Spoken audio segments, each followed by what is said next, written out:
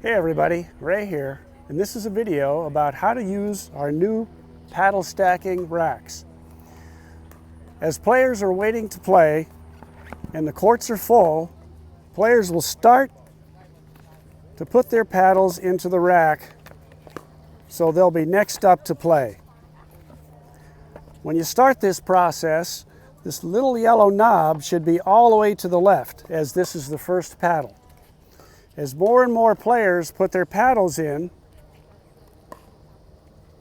the stack begins to grow longer. But as players now have a court open up, they come in and take their two paddles out if it's two players, and you move the little yellow ball down to the next paddles that should be going in. And that process continues. As the next two players come and take their paddles out, the yellow ball moves down again, and the newer players stack their paddles on the end. At some point, there will be more players coming in from the left-hand side. And as they stack their paddles in, you know who the next player up is because that's where the little yellow ball is. Players continue to take their paddles out, the ball continues to move down. They take more paddles out, the ball continues to move down. And newer players waiting to play continue to put their paddles in.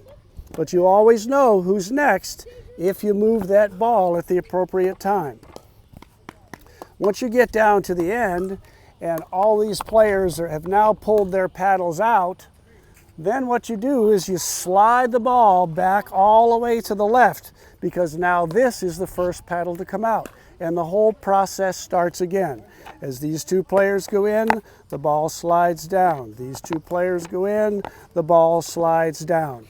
So the critical piece here is to always remember to move this little yellow ball back to the next paddle that should be coming into play. It's a fairly simple process and it should work pretty well for us. Now for our 3-0 group, one paddle rack isn't enough. Each one of these paddle racks will accommodate 11 players, and there may be more than 11 players that are waiting to play. So in that case, we've stacked two racks side by side, and this is how you would use those. It's the same principle as before with the single rack. As people take out their paddles, they just move the ball down. Take out their paddles, and the ball gets moved down. And again, as newer players are waiting to play, they continue to put their paddles down at the end of their rack. These people continue to take their paddles out and move the ball down. At some point, these racks are completely full, and you're going to start again on this first rack. So people will stack their paddles this way. As players come out, it moves down. As players come out, it moves down. Newer players continue to stack their paddles here. Now you know that you're still on this rack here. Actually, this should be here. You know that you're still on this rack here because the ball has been moved all the way to the end of this rack, and this ball is at the beginning of this rack.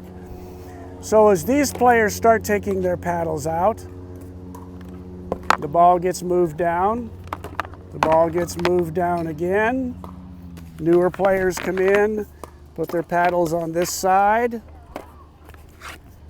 And it could even accommodate more than the 11 because as you're moving this ball down and taking your paddles out, you could actually start restacking in this second rack. It doesn't matter as long as you keep track of that ball.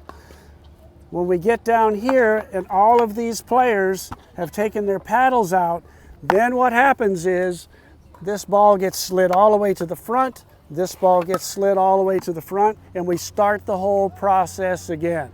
So it's fairly simple. You just have to keep track of where that yellow ball is. Everybody needs to make sure they move that ball when they pull the paddles out, and this should work really well for us and keep the weight line pretty organized.